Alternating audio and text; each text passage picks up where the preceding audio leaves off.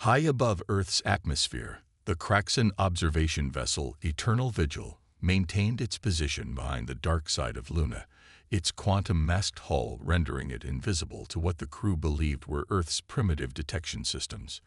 Commander Vixna stood before the ship's primary observation array, her crystalline exoskeleton refracting the soft blue light of the holographic displays surrounding her.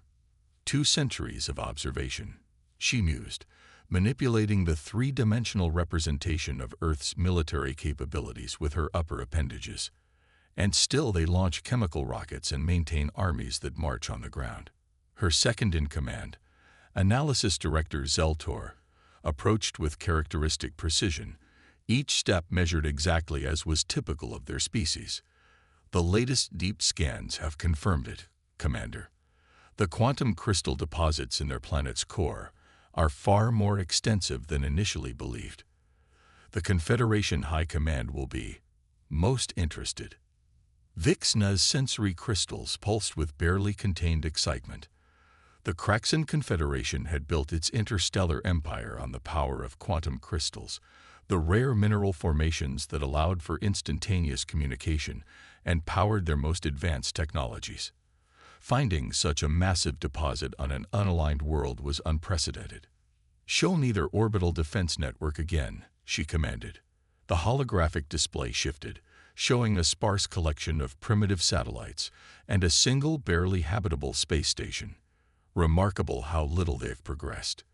Their most advanced weapons still rely on kinetic impacts and chemical explosives. Zeltor interfaced directly with the ship's computational matrix, his crystalline form glowing as data flowed through him. "Our analysis suggests their most advanced aircraft can barely achieve Mach 5. Their naval vessels still float on water. Their ground forces rely on tracked vehicles and primitive body armor. By all measurements, they are at least 3 centuries behind minimum Confederation standards."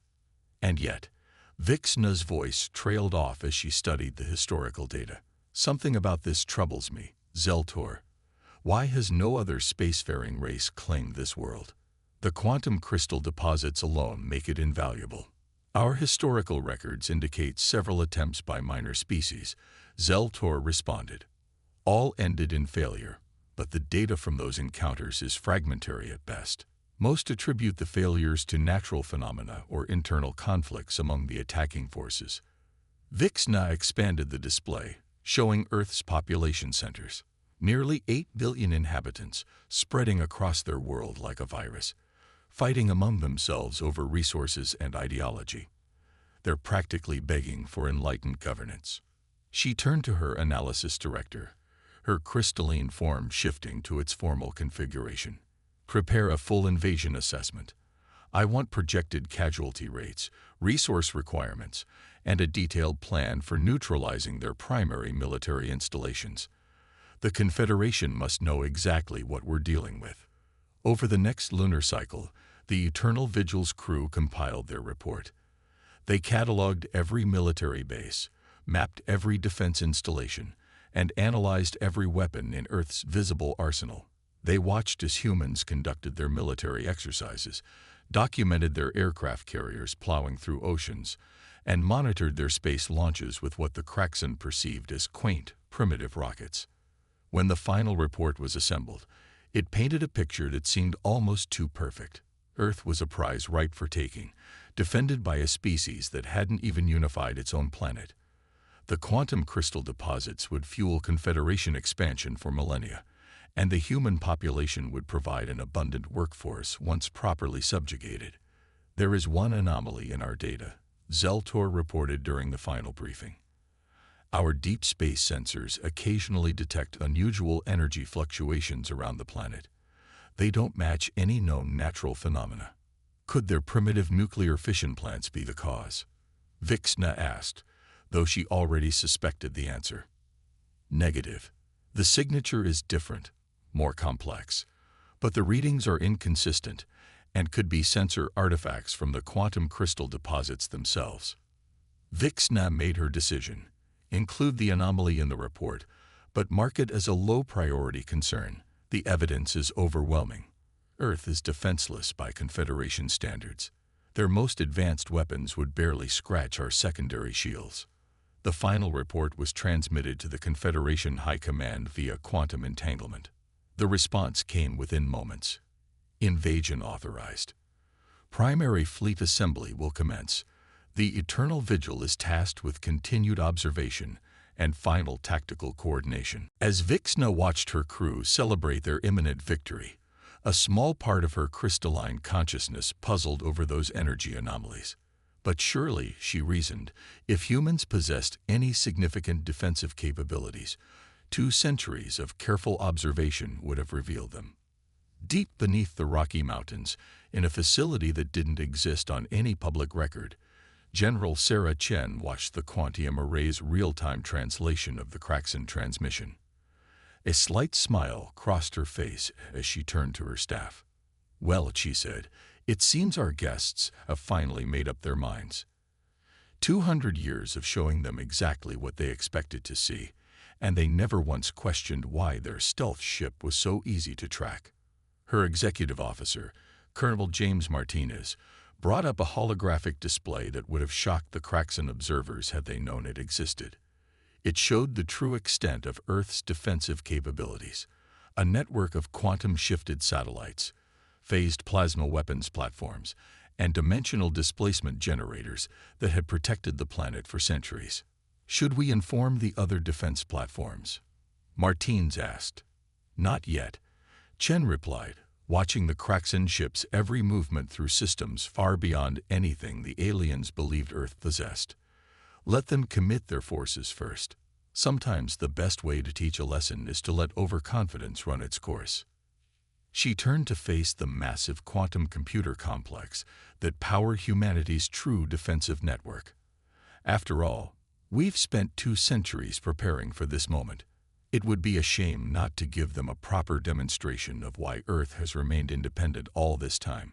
As the Eternal Vigil's crew celebrated their imminent victory, none of them realized they were actors in a play centuries in the making, their every move monitored by systems they couldn't detect, their every transmission intercepted and analyzed by computers they didn't believe could exist. Earth's greatest defense had always been the assumption of its weakness, and that deception was about to pay dividends on a galactic scale. The Kraxan invasion fleet emerged from quantum space in perfect formation, their crystalline ships refracting starlight like massive geometric jewels. 500 vessels strong, it was the largest military force the Confederation had assembled in a millennium.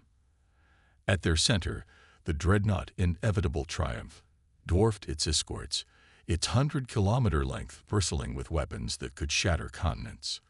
Commander Vixna stood on the Eternal Vigil's bridge, watching the fleet's arrival with satisfaction. "Begin the targeting sequence," she ordered. "Remember, their primitive detection systems will take approximately 8 minutes to even register our presence." On Earth's surface, life continued normally. Cities buzzed with activity, commercial flights crisscrossed the skies, and soldiers went about their routine duties at what appeared to be defenseless military bases, the perfect image of an unsuspecting world. In her mountain command center, General Chen watched the Kraxan fleet's arrival on displays that shouldn't have existed. "They're right on schedule," she noted, her voice calm. "And they've brought quite the welcoming party. All quantum shield generators are at full capacity," Colonel Martinez reported. "The dimensional displacement network is primed. Defense platforms are phased and ready." Chen nodded, studying the tactical display. "Let them fire first. Let's see exactly what they think it takes to conquer Earth." Above the planet, Commander Vixna gave the order that would become infamous in Kraxan military history. "All ships, commence primary assault pattern. Target their major military installations, communication centers, and governmental facilities. Show these primitives the futility of resistance." The Kraxan fleet erupted with energy, launching a devastating barrage of quantum-enhanced weapons. Beams that could vaporize mountains and torpedoes that could crack tectonic plates streaked toward Earth's surface. Vixna watched with professional satisfaction, expecting to see the planet's primitive defenses crumble instantly. Instead, several kilometers above Earth's atmosphere, the entire assault simply vanished. Weapon impact negative, her tactical officer reported. Confusion evident in his crystalline resonance. No detonations detected. No surface damage registered. Before Vixna could process this impossibility, the space around her fleet began to change. The void itself seemed to ripple and tear, revealing what had been hidden behind quantum-shifted reality. Thousands of defense platforms emerged, surrounding the Kraxan fleet in a three-dimensional web of advanced technology. Impossible, Vixna whispered, her sensory crystals pulsing with shock. Their technological level. We watched them for centuries. In her mountain bunker, General Chen allowed herself a small smile. Signal the Jupiter fleet. Time to show our guests what Earth's primitive technology can really do. From behind Jupiter's largest moons, humanity's true space fleet emerged. The ships bore little resemblance to the chemical rockets and primitive satellites the Kraxan had observed. Instead, they were sleek vessels of impossible geometries, powered by technologies that merged quantum mechanics with principles the Confederation had never discovered. This is General Sarah Chen of the Earth Defense Force. Her transmission cut through the Kraxan's supposedly unbreakable encryption. You're currently surrounded by approximately 3,000 automated defense platforms and 200 warships. Your weapons have been neutralized by our quantum displacement shields. Would you like to discuss terms of surrender? On the inevitable Triumph's bridge, Supreme Commander Zaxol watched in horror as his tactical displays revealed the true extent of Earth's capabilities. The primitive chemical rockets had been props. The vulnerable military bases were decoys. Even their quantum masking technology, the pride of Confederation engineering, had apparently been transparent to Earth's sensors all along. How? He demanded, broadcasting on all frequencies. We watched you for 2 centuries. Your technology, your weapons, were exactly what we wanted you to see, Chen replied. To demonstrate her point, one of Earth's ships phased partially into quantum space, then back to normal space, then into what appeared to be several dimensions at once, a display of technological mastery that shocked the Kraxan observers to their core. Earth has never been defenseless, Chen continued. We simply found that appearing weak was our greatest strength. Your observation post behind Luna was detected the moment it arrived. We've been reading your transmissions, analyzing your technology, and preparing countermeasures for 200 years. To emphasize her point, the defense platforms activated their primary weapons, beams of coherent quantum energy, far more advanced than anything the Confederation possessed, lanced out to touch the hulls of several Kraxan ships. They didn't damage the vessels. They didn't need to. The demonstration was clear. Earth could have destroyed the fleet at any moment. Supreme Commander Zaxol's crystalline form shifted in patterns of deep distress. The quantum crystal deposits, were they also? Oh, those are real, Chen confirmed. But we've been mining them for centuries. Did you never wonder why no other species successfully claimed Earth? Why every previous attempt at invasion failed mysteriously? We've been here, waiting, watching, and preparing. Earth isn't just another world. It's the guardian of this sector of space. The revelation hit the Kraxan command staff like a physical blow. They hadn't discovered a primitive world ripe for conquest. They had stumbled into the domain of a power that had masterfully concealed its true nature from the galaxy at large. As the Kraxan fleet hung motionless, surrounded by Earth's revealed defenses, General Chen's final words echoed through their communication systems.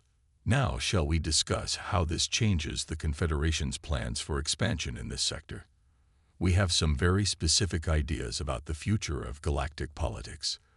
The greatest military force the Confederation had ever assembled had just discovered it was hopelessly outmatched by a world that had turned deception into an art form. And somewhere in the vast database of Earth's hidden quantum computers, a note was made. Operation Silent Sentinel. Phase 1 complete. Beginning diplomatic integration protocols. Inside the Confederation flagship Inevitable Triumph, Supreme Commander Zaxol faced a reality that shattered centuries of Kraxan military doctrine. His mighty fleet, capable of reducing entire star systems to cosmic debris, hung powerless in Earth's orbit, surrounded by technology that defied their understanding. "Display the human defensive network again," he commanded, his crystalline form vibrating with barely contained frustration. The holographic display materialized, showing the true extent of Earth's capabilities for the first time. The image made several of his bridge officers emit distress harmonics. What they had believed to be empty space around Earth was actually a complex web of quantum-shifted installations, dimensional anchors, and weapons platforms that made the Confederation's most advanced technology look primitive by comparison. And that was just what the humans were allowing them to see. In her mountain command center, General Chen initiated the next phase of humanity's long-prepared revelation. "Begin quantum transparency protocol," she ordered. "Let's show our guests exactly what they've walked into." Across Earth's surface, massive hidden installations began to phase into normal space. Advanced manufacturing complexes that had been dimensional shifted for centuries revealed themselves. Orbital shipyards larger than cities emerged from quantum masks. But most shocking of all was the network of artificial intelligences that operated it all, a synthesis of human creativity and quantum computing that the Kraxen had never imagined possible. Transmitting comprehensive technological overview to the Confederation fleet, Colonel Martinez announced. It wasn't an act of military necessity. It was a demonstration of absolute confidence. As the data flowed into the Kraxen ship's computers, Supreme Commander Zak Sol's sensory crystals pulsed with increasing alarm. The humans hadn't just developed advanced technology. They had taken paths of scientific development that the Confederation had never conceived. "Your quantum crystal technology is impressive." General Chen's voice came through their communication system. "But you never asked why the crystals formed on Earth in the first place. We've known for millennia. They're not natural formations. They're the remnants of an ancient civilization's quantum computing network. We didn't just find them. We learned to grow them, improve them, and integrate them with our own technology." On multiple displays, the humans demonstrated their mastery of technologies that the Kraxen had long believed impossible. Ships shifted between dimensions as easily as stepping through a doorway. Energy weapons that didn't just destroy targets but temporarily removed them from reality itself. Defense systems that could predict attacks before they were even launched. But how? Supreme Commander Zak Sol finally asked, his voice carrying the weight of a civilization discovering it wasn't as advanced as it had believed. "How did you hide all of this?" General Chen's response was accompanied by a demonstration as several Earth ships performed maneuvers that seemed to bend reality itself. "We learned early in our development that the greatest power lies not in showing strength, but in controlling how others perceive you. Every primitive rocket launch, every seemingly vulnerable military base, every leaked document about our defensive capabilities, it was all part of a carefully crafted illusion." The displays showed historical footage of Earth's true technological development, running parallel to what they had allowed the galaxy to see. While the world watched chemical rockets and simple satellites, humanity had been developing quantum phase technology. While nations seemingly fought with conventional weapons, they were testing dimensional displacement devices. "Your observation post behind Luna," Chen continued. "We could have destroyed it at any time. Instead, we used it. Every piece of data you collected was filtered through our quantum reality distortion field. You saw exactly what we wanted you to see. A primitive world divided against itself, technologically backward, ripe for conquest." To demonstrate her point, she had one of Earth's defense platforms create a localized quantum field around a small asteroid. To the Kraxen's sensors, the asteroid appeared to be a primitive mining operation. When the field was removed, they saw the truth, a fully automated manufacturing facility that produced technology beyond their comprehension. "But perhaps the most important thing you should understand," Chen added, her voice taking on a more serious tone, "is that everything we're showing you now is still only what we want you to see. Earth's true defensive capabilities remain classified. This demonstration is merely to help you understand your current situation. Supreme Commander Zaxol, a veteran of countless military campaigns, finally understood the true magnitude of their error. You're not just defending Earth, he realized. You're protecting this entire sector of space. Finally, you begin to understand, Chen confirmed. Earth isn't just another world to be conquered. We're the guardians of this region of space, and we have been for longer than your Confederation has existed. Those failed invasion attempts in your historical records, we stopped them all. Those mysterious energy readings your ships detected, our defense network testing new technologies. The primitive civilization you thought you were investigating has been investigating you. As if to punctuate her words, several of Earth's ships began to power up systems that made the Kraxen's quantum sensors overload and shut down. The message was clear. They weren't just technologically superior. They were operating on a completely different level of scientific understanding. So now, General Chen concluded, we have a choice to make. The Confederation can either retreat and pretend this never happened, though I suspect your leadership might have questions about that, or we can begin discussing how to integrate our civilizations peacefully. And I assure you, the second option would be far more beneficial for everyone involved. The Kraxen fleet hung motionless in space, their mighty weapons silent, their advanced sensors struggling to process what they were seeing. They had come expecting to find a primitive world ripe for conquest. Instead, they had stumbled into the domain of a power that had mastered the art of strategic deception on a galactic scale. And somewhere in Earth's quantum computer network, another note was added. Phase 2 complete. Beginning preparation for galactic political restructuring protocols. Supreme Commander Zaxol stood frozen on his bridge, watching as Earth's true military capability continued to unfold before him. What had begun as a simple invasion had transformed into a revelation that would reshape galactic politics forever. But the greatest shock was yet to come. Your attention, please. General Chen's voice carried across all frequencies. We're about to demonstrate why appearing weak was always our greatest strength. The space around Earth's defense platforms began to shimmer with quantum distortions. Massive structures emerged from dimensional shifts, not weapons or defense systems, but something far more significant: gateways. Hundreds of them, each large enough to accommodate entire fleets. Long-range sensors detecting massive energy signatures. A Kraxen officer reported, his crystalline form vibrating with alarm. They're coming from multiple parallel dimensions. Through these gateways emerge Earth's true naval force, ships that made the revealed defense platforms look primitive by comparison. Vessels that didn't just traverse space, but seemed to exist in multiple dimensions simultaneously.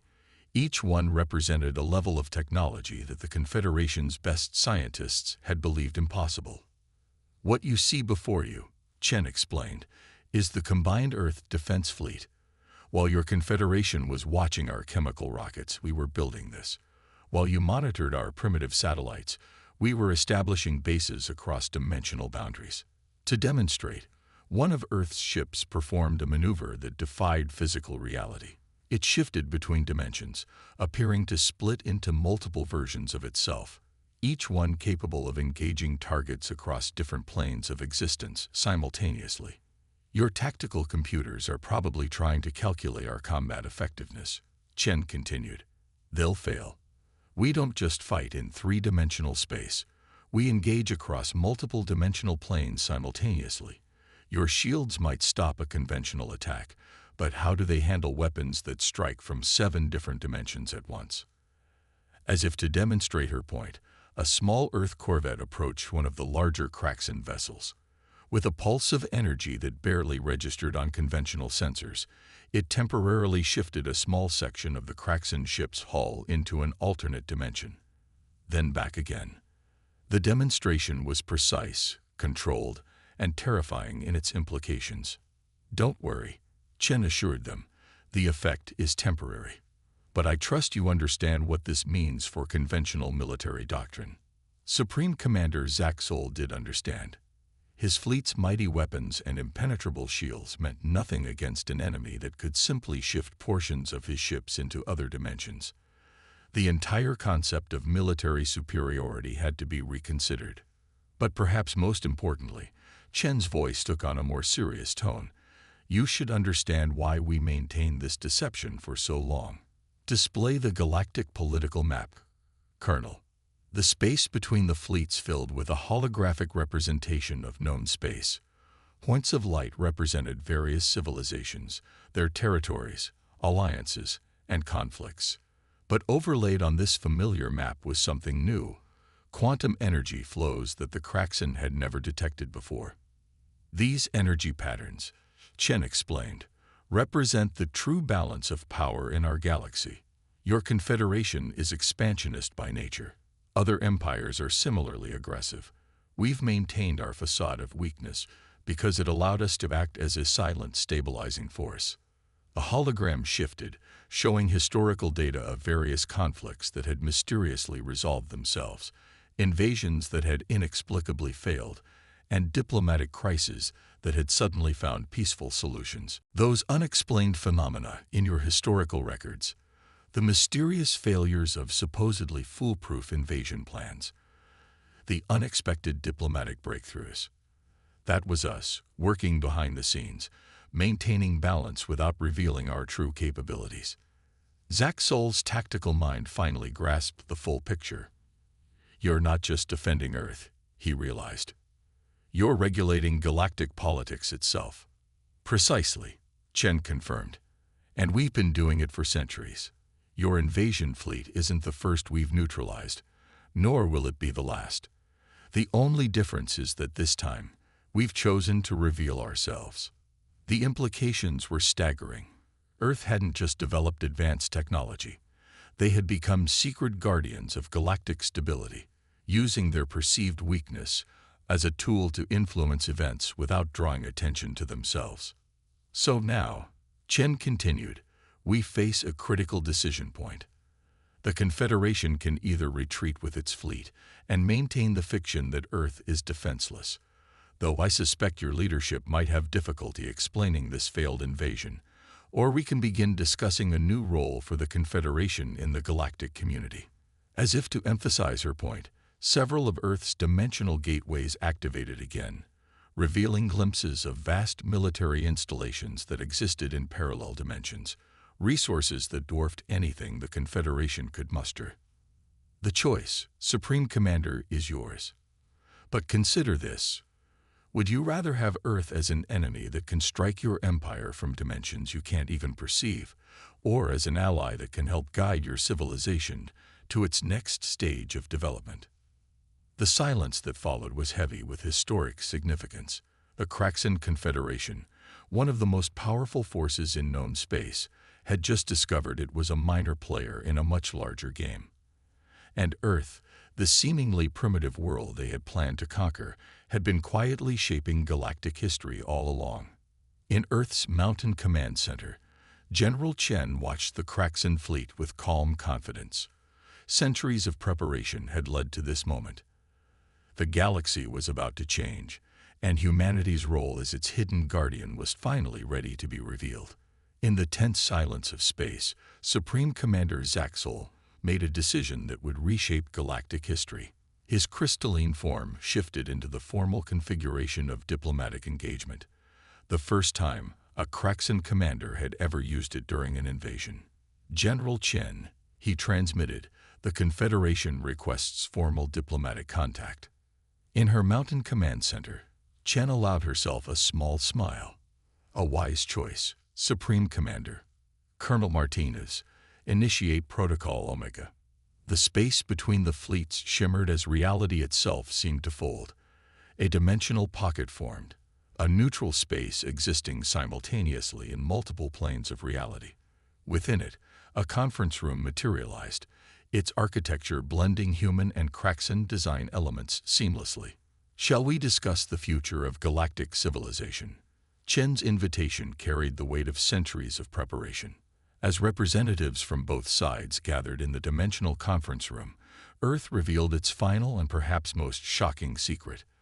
Holographic displays activated, showing a vast network of quantum connections spanning the galaxy, Earth's true diplomatic web. What you're seeing, Chen explained to the stunned Kraxan delegation, is the Terran Diplomatic Initiative. For centuries, we've maintained contact with dozens of civilizations that believed they were the only ones who knew about Earth's true nature. The displays showed various alien species, some known to the Confederation, others completely unknown, all engaged in secret diplomatic relations with Earth. Each had discovered Earth's true capabilities in their own time, and each had been integrated into a hidden network of galactic cooperation. The Confederation isn't the first expansionist empire we've encountered, Chen continued. Each time, we've presented the same choice: continue viewing the galaxy as a battlefield for conquest, or join something greater. Supreme Commander Zaxol's sensory crystals pulsed with realization.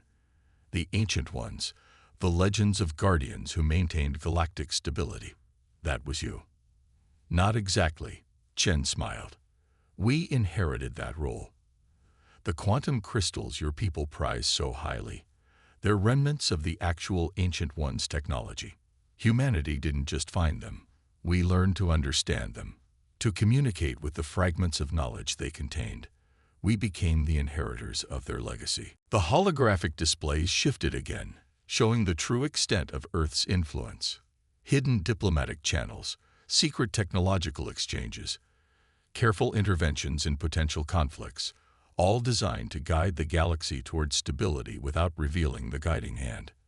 Your invasion force, Chen explained, was never in danger of destruction. This was simply the moment we chose to reveal ourselves to the Confederation. Your civilization has reached a crucial development point. You're ready to join the greater galactic community. As if on cue, representatives from other species began appearing in the dimensional conference room through quantum portals. Species that the Kraxan had thought primitive or isolationist revealed themselves as full partners in Earth's hidden network. Welcome, a being of pure energy announced, to the Galactic Concordat. Zaxol and his officers watched in amazement as representatives from across the galaxy gathered, all part of Earth's secret diplomatic network, all having gone through their own moment of revelation. The age of conquest is ending, Chen declared. The galaxy is too complex, too interconnected for any one species to dominate through force. What we offer instead is partnership. Access to technologies you haven't imagined, diplomatic connections you never knew existed, and a role in shaping the galaxy's future. The implications staggered the Kraxan leadership. Their mighty confederation, which had believed itself one of the galaxy's premier powers, was being offered a seat at a table they hadn't even known existed. But why maintain the deception for so long? Zaxol asked. Why not reveal your true nature from the beginning? Chen's response was measured, carrying the wisdom of centuries of human experience. Because true understanding can't be forced. Each civilization must reach the point where they're ready to see beyond conquest and dominance. Your invasion attempt wasn't a mistake, it was an opportunity. Your civilization's readiness test. And we passed. Zaxol's question carried both hope and uncertainty. You're here, discussing diplomacy instead of attempting futile resistance. Chen smiled. That's more than some others manage. The future of the galaxy isn't in military might or technological superiority. It's in understanding when to set those things aside for the greater good. As the diplomatic conference continued, Earth's quantum network hummed with activity. Centuries of careful planning were coming to fruition. The galaxy was entering a new age, one where humanity's role as its hidden guardian could finally be acknowledged. In the Mountain Command Center, Colonel Martinez approached General Chen with a final update. All diplomatic protocols are proceeding as planned. The Concordat integration is beginning. Chen nodded, watching as the Kraxan delegation began their first tentative diplomatic exchanges with representatives of civilizations they had never known existed. Humanity's greatest strength was never our technology or our weapons, she mused. It was our ability to understand when to appear weak to maintain peace, when to reveal strength to prevent war, and when to offer friendship to former enemies. Above Earth, the mighty Kraxan invasion fleet began powering down its weapons. They had come seeking conquest and found something far more valuable: a place in the true galactic community. And Earth, the silent sentinel of galactic peace, had revealed itself not as a conquest to be made, but as a guardian to be joined. The age of deception was over. The age of true cooperation had begun.